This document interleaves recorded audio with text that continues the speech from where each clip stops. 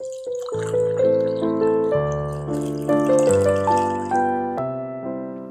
en baie welkom by hierdie week se koffiekuiers. Dit is 'n voorreg dat ons lekker mag saamkuier en kyk wat die woord van die Here vir ons sê. Ek hoop dat jy 'n koppie koffie of tee by jou het en dat jy sommer lekker kan saam luister en saam kan dink en saam kan groei wanneer ons hierdie gedeeltes na kyk. Ons is nog steeds besig in die boek van Handelinge waar ons kyk na die geskiedenis van die vroeë kerk. Waar ons sien hoe die eerste gelowiges, laat ek nie sê gelowiges nie, die eerste Christene, hoe hulle kerk gedoen het, hoe hulle geloof aangepak het en so. Dominee Neil het laasweek uit Handelinge 12 uitgepraat en vandag gaan ek bietjie aan met Handelinge 12 en dan ook 'n deel van Handelinge 13 gaan ons na kyk. Maar eers kom ons sluit die oë en dan bid ons saam. Here Jesus, dankie vir u Gees wat werk in die kerk. Here, waar ons ook nou in Pinkstertyd is, waar ons regtig gefokus het op die Heilige Gees en op die uitstorting van die Gees. Here, help ons om raak te sien, Here, waar u werk in ons kerk, waar u werk in ons lewens. Here, en dankie dat ons ook mag sien in die geskiedenis van die vroeë kerk, dat u Gees daar so aktief was. Here, ons bid vir meer van dit. Here, ons bid, mag u Gees ook in ons harte en ook in ons gemeente, mag u kom werk. Ons bid dit in Jesus se naam. Amen. Gaan ek eers net 'n paar kort verse lees uit Handelinge 12 uit, net die laaste deel van vers 20 tot 25, bietjie daar gesels en dan gaan ons verder gaan na Handelinge 13 toe. So Handelinge 12 vers 20, Herodes se dood. Die mense van Tyrus en Sidon het hulle die woede van Herodes op die hals gehaal. Dit is baie fancy woorde om te sê Herodes was kwaad vir hulle gewees. Daarom het hulle saam 'n afvaardiging na hom toe gestuur. Nadat hulle vir Blastus, die koning se kamerheer, op hulle hand gekry het hulle vrede gevra omdat hulle land van die koningsin afhanklik was vir lewensmiddels. Op die vasgestelde dag het Herodes sy amptsklere aangetrek, op sy troon gaan sit en hulle toegespreek. Die mense het toegeskree, dit is 'n God wat praat, nie 'n mens nie. Op daardie selfde oomblik het 'n engel van die Here hom getref, omdat hy nie die eer aan God gegee het nie. Herodes is deur wurms verteer en hy het gesterwe. Maar die woord van God het verder versprei en die veld gewen. Barnabas en Saulus het teruggekom nadat hulle opdrag in Jerusalem uitgevoer het en hulle het vir Johannes, wat ook Markus genoem is, met hulle saamgevat.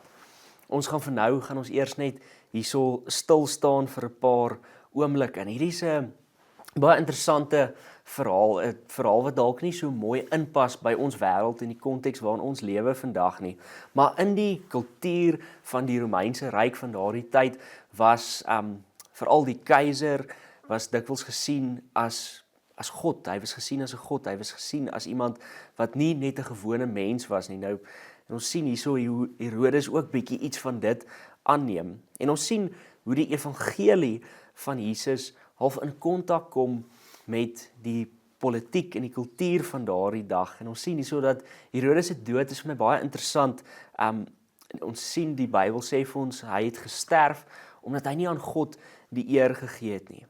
En ons sien in hierdie verhaal ook dat God is nie ons speelmaat nie. Ons sien hierso het Herodes dalk bietjie te gemaklik geraak en hy het homself bo God gestel en dan wys die Here net vir hom, hoorie, nee, ek is God en net ek is God. En is ook vir my interessant net in die konteks van laasweek se gedeelte waarna Dominee Neil ook gekyk het, is Herodes het klomp van die disippels en van die apostels het hy toegesluit en so.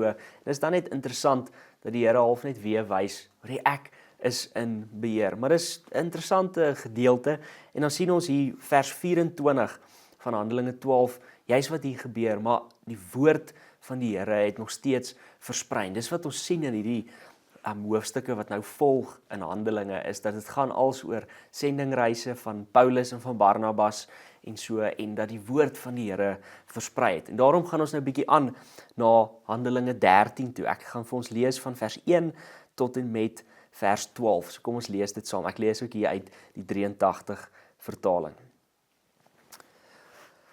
Die eerste sendingreis, Barnabas en Saulus word uitgestuur. Onder die profete en leraars in die gemeente in Antiochië was Barnabas, Simeon wat ook Niger genoem is, Lucius van Cyrene, Manaen wat saam met die heerser Herodes groot geword het en Saulus. Toe hulle op 'n keer bymekaar was om die Here te dien en om te vas, het die Heilige Gees gesê: "Sonder Barnabas en Saulus vir my af om die werk te doen waarvoor ek hulle geroep het. Nadat die gemeente gevas en gebid het hulle hande opgelê, het die gemeente hulle laat gaan. So is Barnabas en Saulus deur die Heilige Gees uitgestuur. Daarna het hulle na Seleukië toe gegaan en daarvandaan na Siprus toe oorgevaar en in Salamis aangekom. Daar het hulle die woord van God in die Joodse sinagoges verkondig. Hulle het Johannes by hulle gehad om hulle te help.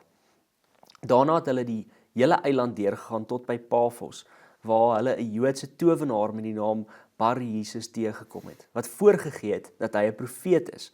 Hy was by die goewerneur Sergius Paulus, wat 'n verstandige man was. Die goewerneur het vir Barnabas en Saulus laat roep, want hy wou graag die woord van God hoor. Die towenaar Elimas, soos hy in die Grieks genoem is, het hulle egter teëgestaan, omdat hy wou verhoed dat die goewerneur in Jesus glo.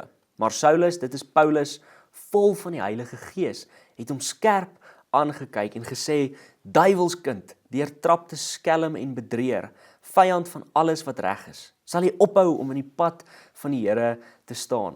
Die Here gaan jou nou straf, jy sal blind word en die son 'n tyd lank nie sien nie." Onmiddellik het alles vir hom vaag en donker geword en hy het rond getas na iemand om hom aan die hand te lei.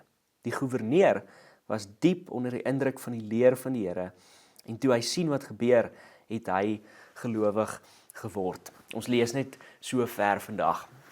Weereens is hierdie 'n baie interessante teksgedeelte, 'n teksgedeelte wat dalk vir ons moeilik is om in vandag se wêreld en samelewing waarin ons leef, om dit te verstaan. Ek bedoel, ons sien nie baie dat dat mense vervloek word en dan word mense siek nie. Dis nie iets wat noodwendig deel is van ons, veral van ons westerse kultuur nie. Maar ek gaan so stuk deur hierdie gedeelte gesels.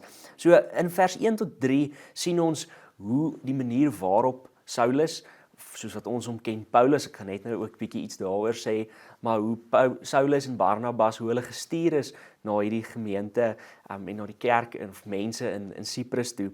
Eerstens sien ons dit was onder die leiding van die Gees. Ons sien die vroeë kerkleiers, hulle het gevas en hulle het gebid en toe kom die Gees na hulle toe en sê duidelik vir hulle, ons wil hê julle moet vir Paulus en vir Barnabas stuur na hierdie gemeente toe. So ons sien hierso dat die vroeë kerk was baie duidelik onder die leiding van die Gees. Die teoloog William Barclay sê die volgende, hy sê: "The men of the early church never did what they wanted to do, but always what God wanted them to do."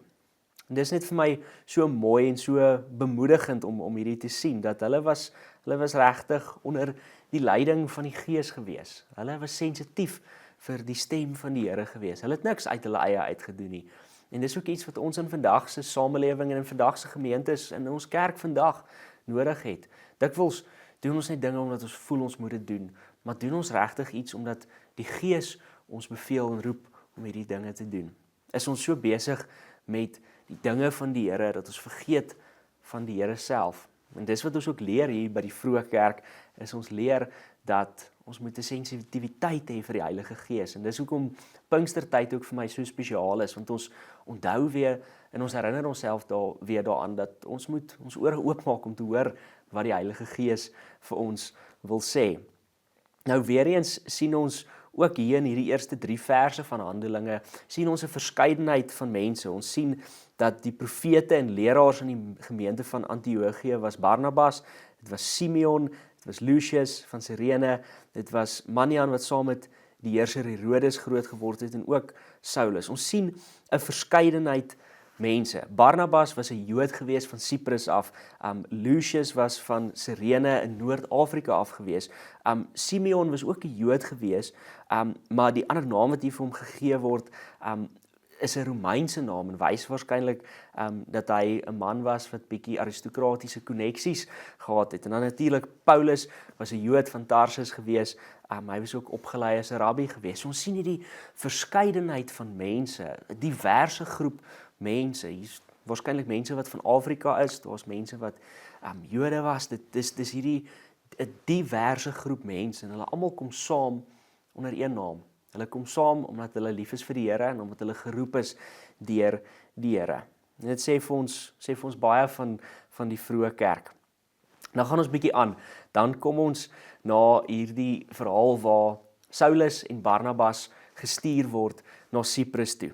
Nou, Siprus was 'n Romeinse provinsie, bekend daarvoor vir hulle kopermyne, vir hulle goeie skepe gebou en dit was ook dit was 'n eiland gewees en dit het baie goeie klimaat gehad, perfekte klimaat gehad. En Paulus en Barnabas, hulle preek in die hoofstad van Pafos, gaan hulle daar in. En dis interessant sommer dat Barnabas se eerste sendingreis na sy eie mense toe is. Hy is van Siprus af en ek dink dit moes vir hom ook baie spesiaal gewees het. Nou, ons sien die Romeine in daardie tyd en die Romeinse ryk in geheel, hulle was baie bygelowige mense gewees. So dit was nie ongewoon vir 'n goewerneur soos wat ons hier sien om towenaars of waarseers of al hierdie mense te hê wat vir hom raad kon gee om bonatuurlike kragte te kan betrek by sy politiek nie. En dis daarom ook nie ongewoon dat hierdie goewerneur vir Paulus en vir Barnabas uitnooi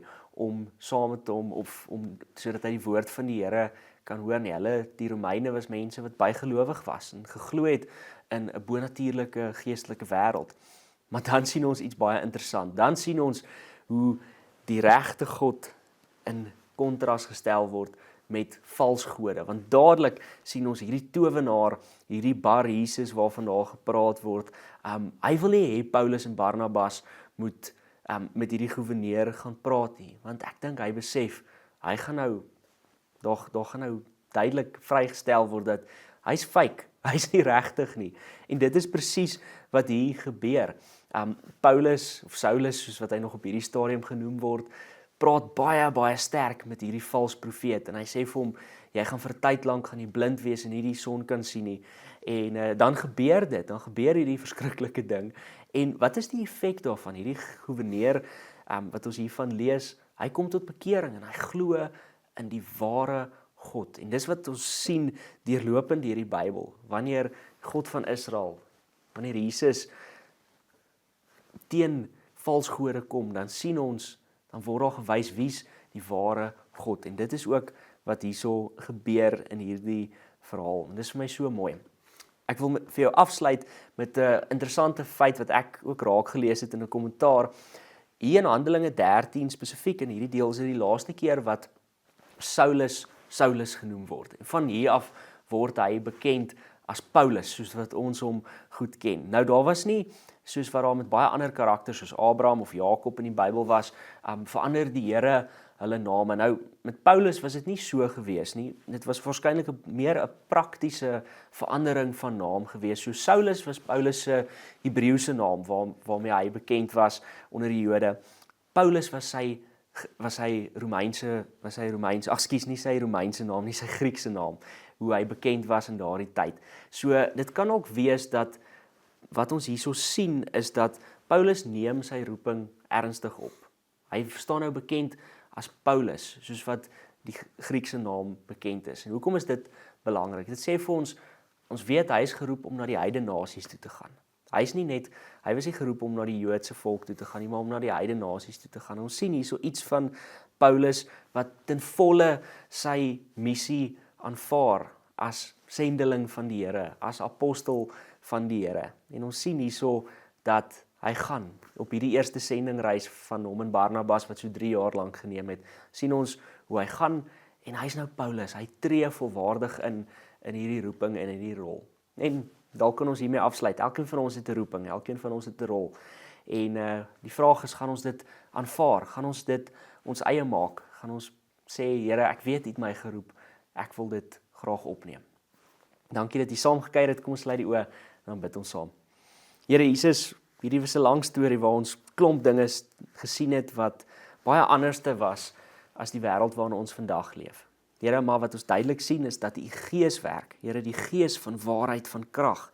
En Here, wanneer valsgode, towenaars, afgodery, mense wat hulle self in die plek van die Here plaas, wanneer hulle teen U staan, Here, dan sien ons, dan val hulle. Here, dankie dat ons vandag nog geloof kan hê in 'n God wat werk met krag en met waarheid. En Here, help ons om ook soos Paulus en Barnabas hulle roeping opgeneem het en gegaan het. Here, help ons ook om te gaan na die plekke toe waar U ons stuur. Ons bid dit in Jesus se naam. Amen.